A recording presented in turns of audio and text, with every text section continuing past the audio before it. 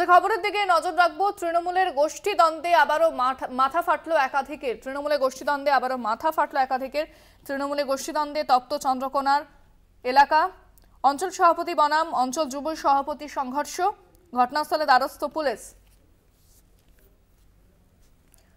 পুলিশের দ্বারস্থ উভয় পক্ষ। তৃণমূলের গোষ্ঠী দ্বন্দ্বে মাথা ফাটলো একাধিকের। ভোট পর্ব মিটতেই, ফলাফল বের হতেই আবারও গোষ্ঠী দ্বন্দ্ব প্রকাশ্যে। পুলিশের দ্বারস্থ উভয় পক্ষ। অঞ্চল সভাপতি বনাম অঞ্চল যুব সভাপতির সংঘর্ষ। আমাদের সঙ্গে এই মুহূর্তে ফোনে রয়েছেন মধুসূদন ভট্টাচার্য। মধুসূদন, কি জানতে পারছো, কি পরিস্থিতি এবং কি অভিযোগ করা হচ্ছে?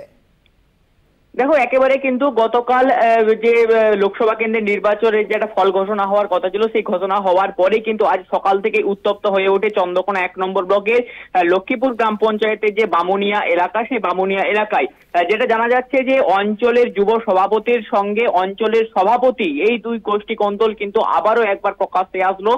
এই দুই গোষ্ঠী কোন্দল কিন্তু ফের প্রকাশ্যে আসার পরেই কিন্তু অঞ্চলের যুব সভাপতি এবং অঞ্চল সভাপতির বেশ কয়েকজন কর্মী তারা আহত হয়েছে, কয়েকজনের কর্মীর মাথা ফেটেছে বলে অভিযোগ করা হচ্ছে। সেক্ষেত্রে দলের উচ্চ নেতৃত্ব কি বলছে?